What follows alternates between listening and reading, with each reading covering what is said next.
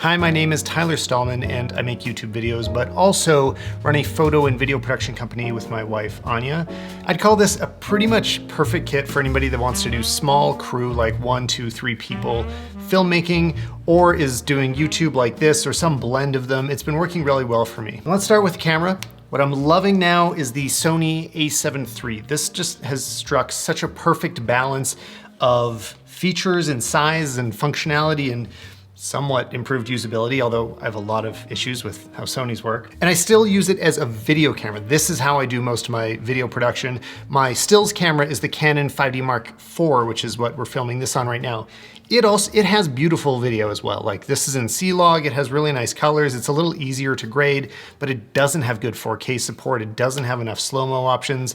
It's bigger. It's just not made for video in the way that the a7 III is. And last year was the a7R II that I was using for video, and I honestly found this camera to be an upgrade, even though it was like $1,000 less expensive. Since there'll be a lot of things in this video, I don't want to spend too long on any one of them, but if you're not already sold on why the a7 III is great, I'll just quickly run through some facts. The articulating screen on the back, I wish it was a proper flip screen, but it's a heck of a lot better than the 5D no flip screen. It has a beautiful 4K image. In S-Log, it has lots of dynamic range as long as you don't have any gradients that kind of make it fall apart. I use PP6 a lot of the time for YouTube videos. Great slow motion options, including 120 frames per second. I'm really glad they added an S and Q button so I can quickly jump back and forth to that. They've added USB-C, and everything that adds USB-C makes me happy these days. The autofocus is fantastic, like facial tracking, stuff like that. I actually use it a lot, even with clients. I mean, especially running on a gimbal, you need reliable autofocus if you're not gonna be using a wireless follow focus and a person pulling your focus. You need to be able to trust the camera, and I generally can trust it. It works pretty well. And the lens on this actually isn't my lens, so it's not usually part of my kit. It's the 24-70 2.8, which is like the Sony version. I'm actually renting it this week from the Camera Store. If you haven't seen the Camera Store TV's YouTube channel, you should go subscribe. But I actually don't have big Sony lenses as part of my kit. I kind of rent them when I need them. I have a lot of Canon glass that I've invested in, and I still kind of don't trust Sony quite enough to jump all the way into spending thousands of dollars on their zoom lenses, which honestly are a little bit overpriced, even though they look beautiful. Let's look at what I do use. What I really use all the time for like everything, for a lot of video production, is the 28mm 2.0. I bought this with my Sony a7R Mark II and use the hell out of it. The really appealing stuff to me is that it's like to scale of the camera body. This is a small camera body. It helps you minimize the space in your bag. It's lightweight. This is small and lightweight. This 24-70 is not. It kind of starts to cancel out the size benefits that you're getting from using something so small, and it starts to feel more like my Canon. The way that I'm able to use the 28 for so many different things is that I assign one of my custom buttons to crop sensor mode. So all of a sudden I can punch in and then it's closer to 40 millimeters. But it's a really big difference, and it lets me just keep this one fixed prime lens on and go in and out, but it's still f2.0, so it's fast. I can get blurry backgrounds. One that I have kind of just for YouTube, really, for vlogging, is the 10-18 millimeter, which is a cropped sensor camera. This is like my, vlogging selfie lens. Super, super wide, very light. I chose this over the 16-35 because that is a very, very heavy lens.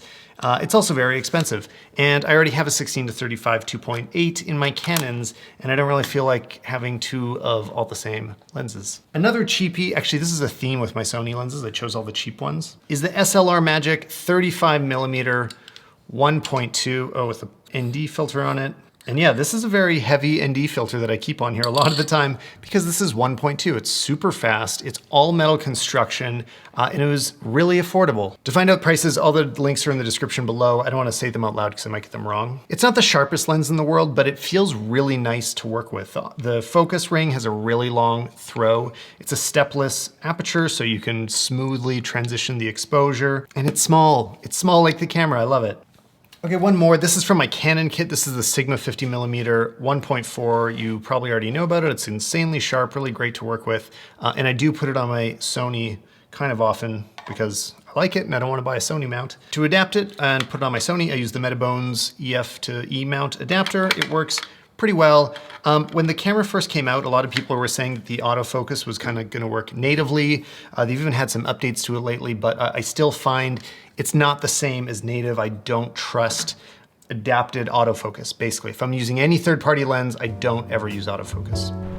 All right, now let's do a quick demonstration of some of these lenses. This is the 10 to 18, and instead of just doing some boring technical shots, I'll take a minute to tell you about Audible while I do it. If you're into audiobooks, you already know that Audible is the best place to get them. I've been a member there for like 10 years now, and I have hundreds of books that I've bought there. One that I really liked lately was the Beastie Boys book, and it's especially good in audiobook form because it's read by the 2 remaining Beastie Boys and a bunch of other amazing celebrity cameos. So if you're into filmmaking, there's a chapter written by Spike Jonze when he's talking about making the Sabotage video, which was this super low budget DIY video that turned out to be really influential and building up both their careers a lot. So check that one out. The other one I just read was the No Effects book, which is not related to this video, but I enjoyed it too. To get a 30-day free trial or download the free book of your choice, go to audible.com/Stallman or text Stallman to 500-500. And it's a great way to show your support of this channel, so thanks again to Audible. Now back to the studio. I didn't really get organized for this. I don't know what order I'm doing things. Right, let's start to rig out the camera. And let's put it into the cage. So this is the small rig A7 III cage. I don't know if there's a more specific name for it. And I mean, it's a lot cheaper than some of the other options. Like I was looking at Tilta or Wooden Camera or Shape, like a lot of people make these. But honestly, I just went for this for the price. I was like, this isn't a super expensive camera. Why would I spend so much money on a cage? And I've been really happy with this. I love this NATO handle. Like the big reason to add a cage to me for these smaller things is honestly just to be able to pick up your camera from the top, being able to hold it like this when I'm shooting. I really am often frustrated when this isn't here.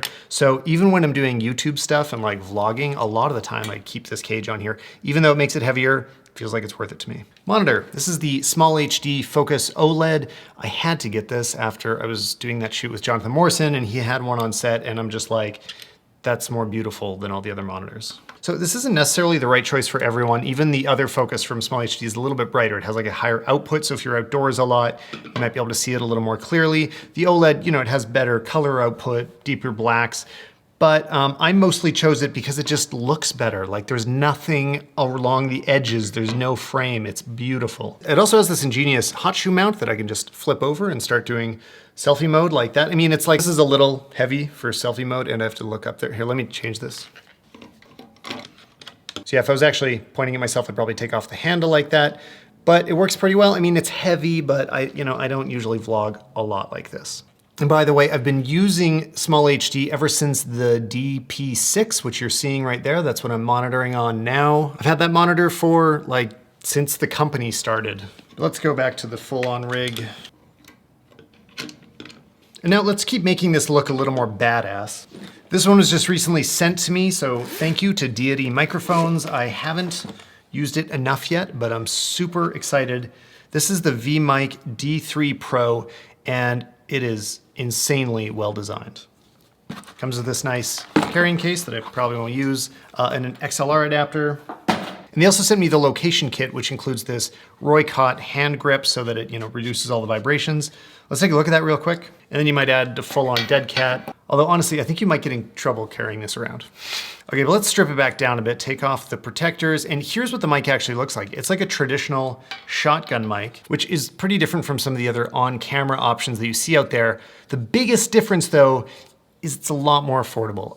Much less expensive than the Rode VideoMic Pro Plus, which is what I'm recording on now, but sounds incredibly close in audio quality and also has some like design improvements and additional features that the Rode doesn't have. It charges through USB-C, which I give it a lot of extra points for. It also has a like full TRS, wait, is there another TRRS thing here? Basically, this is the plug that iPhones used to use when they had headphone adapters, but turns out my Mac Pro actually still uses this. So it has some circuitry in here that figures out what it's plugged into. So I can plug this directly into my computer and say, record voiceovers for YouTube videos when I'm on the go. Okay, let's do a little comparison here. Let's get the mics right next to each other. This is a test of the Rode VideoMic Pro Plus. This is a test of the DJI VMic D3 Pro. Can you tell the difference? Can you tell the difference? But this is my basic kit. Like this is what I run around with. I was just on a week-long shoot out in the mountains with Anya and we were using this very heavily. It worked fantastically. So usually you'll find me I mean, a lot of the time I'm kind of shooting like this. I like to get it a little lower. On a personal note, we're considering moving to like some cinema cameras because there's a lot of things about DSLR style shooting that drive me crazy, even though I've been doing it for years.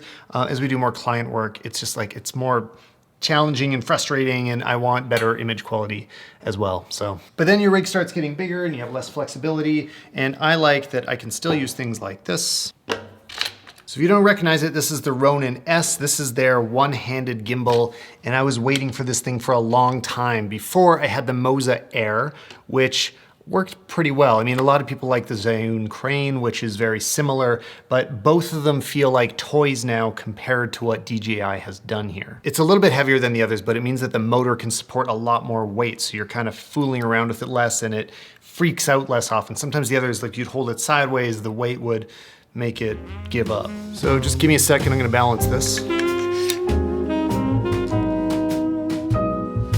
Okay, well that's a rushed balancing job, but it's gonna work well enough for this demonstration. That's one of the things I actually like about this gimbal is that it kind of just is more forgiving than the others. So yeah, it's not balanced very well right now, but the motors don't strain. I mean, this is still well within the weight limit that it feels comfortable with. And I mean, there's so much to say about gimbals that I don't know if I can really get into it here. There's downsides and upsides. They can be really frustrating to use. For a lot of handheld stuff, I actually like to take it off and do it handheld because you have more control. Like if you're ever quickly moving from one subject to the other, it can be really hard with this thing. And then you've also got to trust your autofocus. So I try not to overuse it. I mostly like it for bigger movements. Smaller movements, it's frustrating. Sometimes, like if I need just like little tracking shots, like beauty shots, I'll even handhold them and not use this. Although this does a better job. Here's another trick I use with my small rig. So I definitely don't think this is an approved way to mount your monitor, but it works, so I end up doing it. Basically, I can just screw the NATO mount to the side of the DJI and it works, shockingly. It does potentially fall off, like it has to be really tight. It is not how this is supposed to be mounted, but it totally works. I mean, it works when you plug it in, which I didn't do. Anyway, yeah, you get the idea. I mean, you guys know how gimbals work, right? One more just for fun. This is the DJI Mavic 2 Zoom, which I chose the Zoom because I honestly couldn't find the Pro in stores. I don't know what was going on, but we were traveling and I felt like I needed it. And another piece of kit that I love, but can't be on camera with me at the same time, is the Aputure 120D LED light. It took a while for LEDs to be good. Like they were kind of affordable for a while. Light panels were expensive, but then there was cheaper ones. Like I had some cheap ones that I did not like.